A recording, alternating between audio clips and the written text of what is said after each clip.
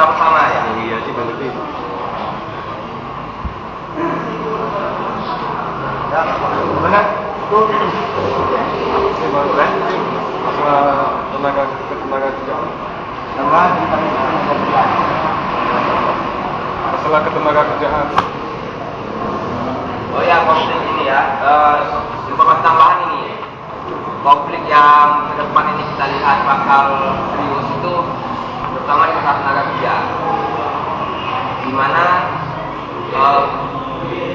seharusnya investasi di Aceh Barat ini mengurangi salah satu masalah sosial Aceh Barat itu tenaga kerja, pengangguran sendiri. Tetapi di lapangan kita lihat justru tidak ada pengurangan yang signifikan. Jadi justru memastikan investasi ini yang bekerja di Aceh Barat cuma non skill yang ada, itu pun banyak konflik, banyak kasus yang bekerja. Yang tenaga skill sama sekali tidak dilirik.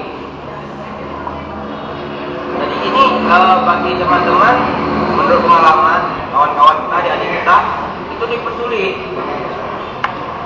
Mereka dalam proses penerimaan tidak terbuka, informasi tenaga kerja tidak terbuka, dan ketika mereka mengamat itu dipersulit. Ini kan bakal jadi bumerang, jadi bom waktu ke depan. Di mana terlalu banyak orang dari luar mendapat manfaat dari investasi, sementara tenaga kerja di dalam sama sekali tidak tersentuh. Jadi hal-hal tadi juga akan kita coba advokasi pemerintah, terutama Departemen Tenaga Kerja, Dinas Tenaga Kerja, itu agar lebih proaktif.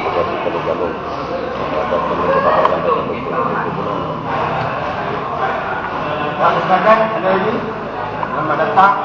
Dia saya Aceh.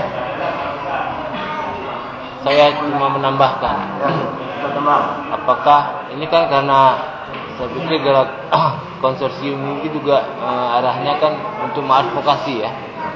Advokasi bisa saja langsung ke masyarakatnya, yang diberdayakan masyarakatnya. Terus juga ada advokasi yang namanya regulasi. Ya, advokasi untuk mendorong pemerintah mengeluarkan peraturan atau regulasi-regulasi yang menyangkut dengan persoalan AMDAL misalnya, kemudian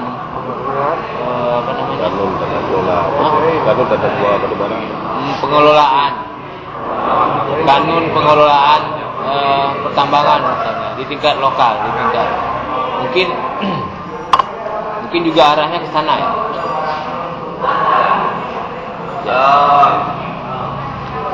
Jadi kita kan di UKAP ini kan banyak lembaga-lembaga yang konsentrasinya kan spesifik nih. Jadi banyak pakar-pakar juga yang mengetahui tentang masalah pertanahan, pertambangan, dan perkebunan.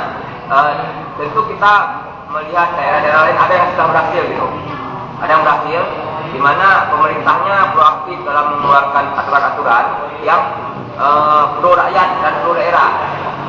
Jadi hal-hal kayak gitu contoh, yang kita contoh hal yang negatifnya, di mana pemerintahnya nggak peduli atau segala macam. Kita contoh daerah yang masyarakat dan pemerintahnya berhasil melahirkan kanun-kanun yang pro rakyat, gitu, atau aturan-aturan daerah yang pro rakyat, sehingga kita harapkan Pemda bisa mendapat PAD yang bagus, masyarakat sejahtera, investor juga sejahtera, nggak banyak konflik. Itu harapan bersama, itu harapan idealnya.